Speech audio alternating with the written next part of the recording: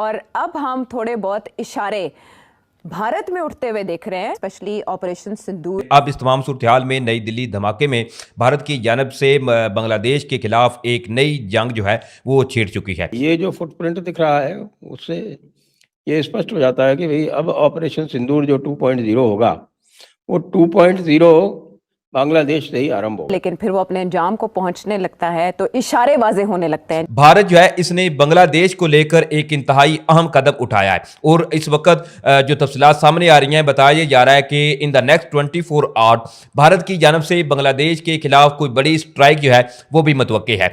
ढाका के अंदर जो गवर्नमेंट है यूनिस की, उन्होंने इसको प्लान किया था भारत के अंदर अटैक्स करवाने के लिए। ये भी कहा जा रहा है इसलिए कि भारत की तरफ से भी मुसलसल जो ऑपरेशन सिंदूर 2 की बात की जा रही है उसको लेकर पाकिस्तान में काफी ज्यादा खलबली है कि इसमें जैश-ए मोहम्मद, पाकिस्तान की सरजमीन में बैठे हुए जैश-ए मोहम्मद और अंसार गज़वातुल हिंद, यानी गज़वा हिंद, गज़वातुल हिंद, अंसार गज़वातुल हिंद, जो अलकायदा का एक फैक्शन है, वो इसमें इन्वॉल्व है। एक भी टेरर अटैक हमारी कंट्री में हुआ, it will be treated as act of war. East Pakistan है, तो अगर वो अपने आप को ईस्ट पाकिस्तान मान रहे हैं तो फिर आप सिंदूर 2.0 का कहर झेलने को भी तैयार हो जाए। मास्टरमाइंड और सुलहकार के हवाले से तेलखा खेज किस्म की तफसीलात सामने आ चुकी है। आप सुन के हैरान होंगे कि ये दिल्ली ब्लास्ट होने से पहले एक मीटिंग हुई थी। कहाँ हुई है? ढाका में। भारत जो है इनकी जानब से बांग्लादेश के ऊपर किसी भी वक्त या किसी भी लम्हे एक बड़ी स्ट्राइक जो है वो की जा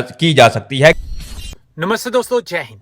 हिंदुस्तान स्पेशल में आपका स्वागत है। दोस्तों, दिल्ली ब्लास्ट मामले में पाकिस्तान के बाद अब बांग्लादेश के भी कनेक्शन सामने आ रहे हैं। ब्लास्ट की जांच के दौरान यह जानकारी सामने आई है कि बांग्लादेश से विस्फोटक लाने के लिए बंगाल को ट्रांजिट रूप में इस्तेमाल किया गया था।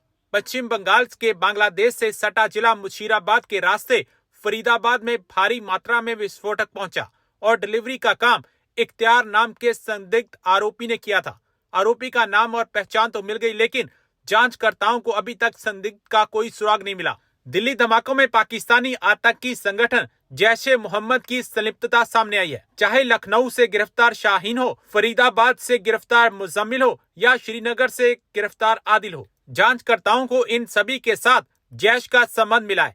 उन्हें देश के अंदर स्थापित जैश नेटवर्क के सबूत मिले हैं।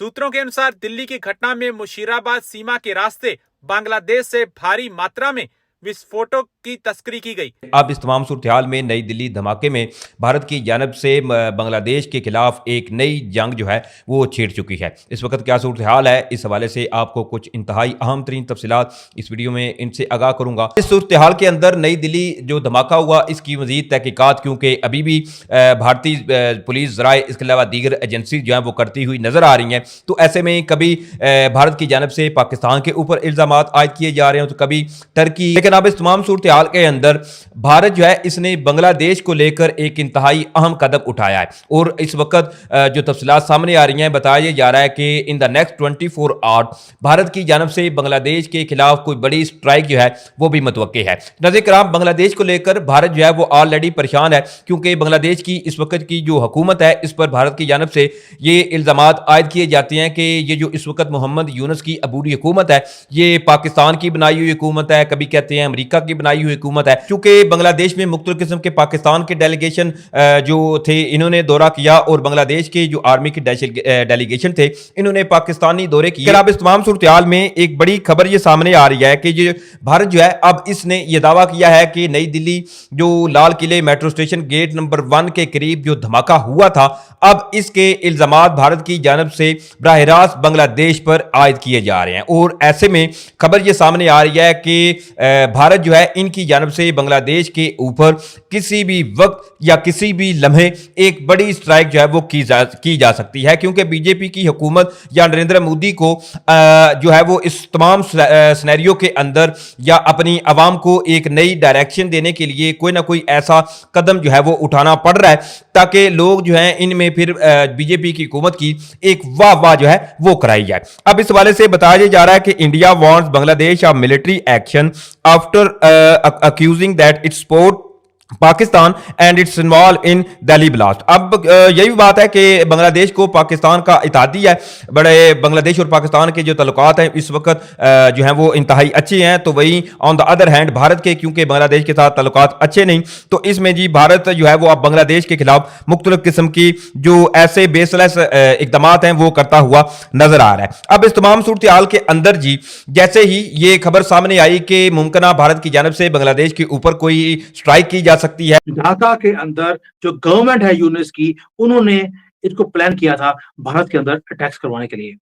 जो गवर्नमेंट है बांग्लादेश की वो चुप है, उन्होंने एक ही बात बोल दी है, हमारी इन्वॉल्वमेंट नहीं थी, ये वो गंदा आदमी है हरी सी वो टाई डालकर। वैसे दुनिया में आपको कोई भी और इंसान जो है वो हरे रंग की टाई डालते हुए नहीं दिखाई देंगे एक्सेप्ट दिस जानवर्स। इन्होंने प्लान किया कि भारत को तंग करना है और पाकिस्तान इनको यूज इसलिए किया क्योंकि मोदी जी ने एक स्टेटमेंट दिया था कि अगर एक भी टेरर अटैक हमारी कंट्री में हुआ it will be treated as act of war, हम पाकिस्तान को खत्म कर देंगे।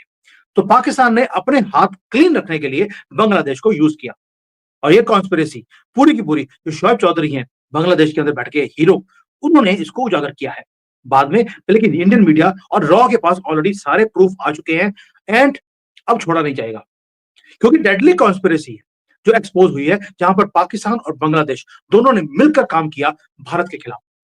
दिल्ली के ब्लास्ट दोस्तों रैंडम नहीं थे, प्लान था, कोऑर्डिनेटेड था और एग्जीक्यूट किया गया प्रिसीजन के साथ। और इंडियन इंटेलिजेंस के पास प्रूफ है अब इसलिए बोल रहा हूं बार बार क्योंकि इस बार हम प्रूफ लेकर दुनिया को दिखा रहे हैं। मैंने पहले बोला था डोनाल्ड ट्रंप बहुत नया नया मुसलमान बना है, 5 बार नमाज पढ़ रहा है आजकल, तो उसको प्रूफ देने जरूरी है बेटा। जिसके साथ वो ये इतना खुशियां मना रहा है वो क्या करते हैं ये देख ले। और शॉकिंग एविडेंस क्या है कि अक्टूबर के एंड में एक बहुत ही अपस्केल नेबरहुड है ढाका में, वहां पर सीक्रेट मीटिंग होती है जहां पर पाकिस्तान का most wanted terrorist Saifullah Saif वो ज्वाइन करता है वर्चुअली ताकि पकड़ा ना जा सके। ऑनलाइन मीटिंग होती है और बॉम्बशेल ये है कि गवर्नमेंट में जो यूनिस गवर्नमेंट है उसके 2 ऑफिशियल्स उस मीटिंग को अटेंड करते हैं। ये ऑफिशियल्स हैं, सेक्रेटरी ऑफ होम अफेयर्स का आदमी वहां बैठा है टेररिस्ट के साथ, प्लान करता है कि भारत में बॉम्ब ब्लास्ट कैसे करने हैं। दोस्तों ये स्पेकुलेशन नहीं है, इंडियन रॉ के पास अब नाम है, एविडेंस है, प्रूफ है कि किस तरह से मीटिंग हुआ, कैसे ये कॉन्स्पिरेसी क्रिएट करी गई। अब आते हैं कि नेटवर्क क्या था। प्लान बहुत ही सोफिस्टिकेटेड अब पाकिस्तान की आईएसआई ने बनाया कि प्लान था आईएसआई का, टेरिटरी यूज करी जाएगी बांग्लादेश की और टेररिस्ट यूज किए जाएंगे भारत में। वही डॉक्टर और इंजीनियर पढ़ लिख कर भी जाहिल के जाहिल, व्हाइट कॉलर टेररिज्म यूज किया गया, एजुकेटेड प्रोफेशनल्स जिसके ऊपर आपकी कभी नजर थी ही नहीं। 3000 किलो के एक्सप्लोजिव पाए गए हैं उनसे, 6 डॉक्टर पकड़े गए हैं, अभी तो लाखों में डॉक्टर हैं भारत में, सारे के सारे जिहादी हैं, लिखवा लीजिए मेरे से। और क्योंकि नेटवर्क बहुत डीप है, इनको तो मौका चाहिए जिहाद करने का, ये एकदम से डॉक्टर से जिहादी बन जाएंगे।